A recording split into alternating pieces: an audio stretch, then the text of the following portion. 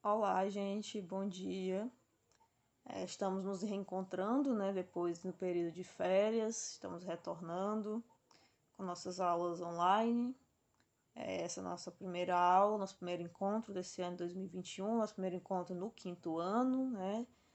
Vai ser um ano de desafios, um ano cheio de limitações, assim como foi o ano passado, mas eu acredito que um ano melhor do que o ano que foi 2020, certo? Nesse vídeo aqui eu vou fazer uma pequena revisão de conteúdo dos últimos conteúdos que nós vimos no ano passado, os últimos conteúdos de redação, que no caso foi o texto teatral e o cordel. Então vou fazer essa pequena revisão sobre esses dois conteúdos e a partir dessa revisão vocês vão responder as atividades, tanto de casa quanto de sala, certo? Vocês já me conhecem, já sabem quem eu sou, né? Tia Rejane, professora de português. Porque esse ano nós temos uma mudança, né? Eu darei aula de português, redação e inglês, certo? Estou com mais uma matéria esse ano. Então, assim como o ano passado, esse ano vocês vão continuar enjoando da minha cara, porque eu estarei com vocês praticamente todos os dias, com exceção da sexta-feira, que é o único dia da semana e que não haverá aulas da tia Rejane, certo? Então, gente, nós já vamos partir para a nossa revisão. Espero que vocês consigam entender. Eu acredito que vão, porque, como eu disse, é uma revisão, um conteúdo que vocês já estudaram. Então, na verdade, vocês vão apenas relembrar esse conteúdo, ok? Então, gente, bons estudos, boas atividades hoje. Então vamos lá, né, gente? Como eu disse, os conteúdos que nós vamos trabalhar hoje são texto teatral e cordel, que são dois conteúdos que nós já vimos ano passado.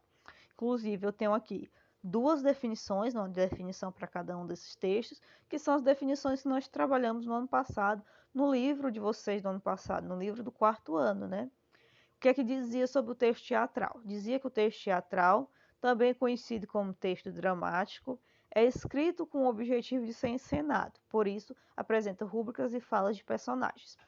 Vamos lá, relembrar. O texto teatral, né, como diz aqui, ele é feito para ser interpretado, para ser encenado. Então ele apresenta as rúbricas. O que, é que são as rúbricas? São aqueles trechos dos textos que normalmente aparecem destacados, ou com uma letra diferente, ou entre parênteses. E para que elas servem? Para que servem as rúbricas? Nós trabalhamos muito mesmo isso no último ano, no ano passado, a função das rúbricas. Elas servem para indicar como os personagens estão se portando em cena, como eles estão falando, qual é a emoção que eles estão sentindo. Aquela fala é para ser dita com raiva, é para ser dita com carinho, é para ser dita com tristeza. O personagem está sentado, está em pé, está ajoelhado, está correndo, está parado. Tudo isso é indicado pelas rúbricas, certo? Então, essa é a função das rúbricas, certo? Indicar como o personagem está se portando em cena. E nós temos as falas, que são o grande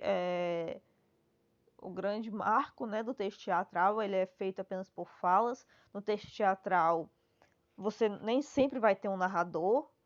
Às vezes acontece do texto teatral ter um narrador? Sim, às vezes acontece.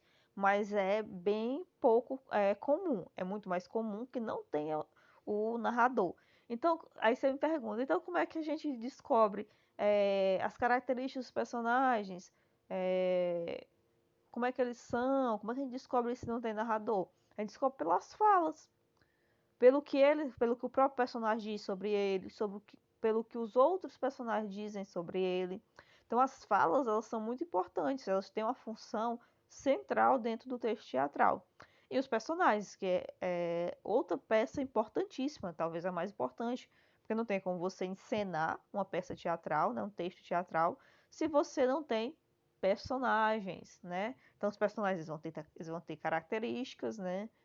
E outra coisa interessante, o texto teatral ele é um texto narrativo, né? Ele tem semelhanças com o texto narrativo. Então ele vai ter personagens, como acabei de falar, vai ter tempo e espaço, certo? O lugar onde aquilo acontece, que é o cenário, no caso do teatro, né? O cenário. E o tempo que aquilo acontece. Aquelas cenas está se passando de noite, está se passando de manhã, de tarde, às 2 horas da tarde, às 6 horas da manhã, certo? Isso tudo é muito importante dentro do texto teatral, certo? Então isso aqui é só a gente está só relembrando, porque isso tudo foi dito no último ano. E o cordel? Qual é a definição de cordel?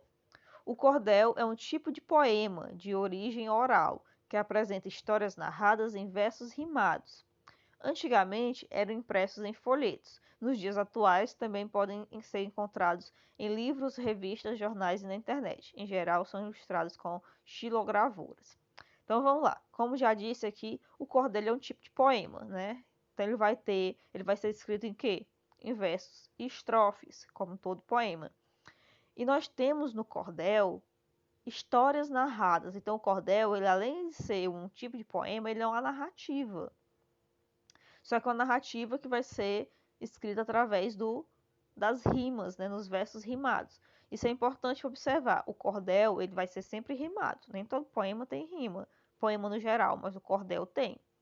Então você vai ter uma narrativa, uma história sendo contada através das rimas dentro dos versos, ok? Quando diz que antigamente eles eram impressos em folhetos. Folhetos, gente, é uma espécie de pequenos livrinhos, de materialzinho bem assim, frágilzinho, bem ruizinho, certo? Mas como diz aqui, hoje em dia os cordéis podem ser encontrados em livros, jornais, revistas, na internet, ok? E eles são ilustrados com a xilogravura, né? Que eu até pedi a vocês ano passado para fazer uma pesquisa sobre a xilogravura, que é quando a imagem ela é entalhada na madeira e com aquela espécie de carimbo o cordel é ilustrado, ok? O cordel ele é muito importante na nossa cultura, principalmente na nossa cultura nordestina, né? Ele é bem comum, teve origem por aqui no Brasil, ok? Cordel é um marco, né? Um marco na nossa cultura. Como eu disse, né, gente? Isso aqui é só uma revisão, estou só relembrando esses fatos, essas características sobre esses dois textos, sobre esses dois tipos de texto, né, dois gêneros textuais, que é exatamente para vocês poderem responder tanto a atividade de sala quanto a atividade de casa, ok? Então, gente, boa atividade e até a próxima.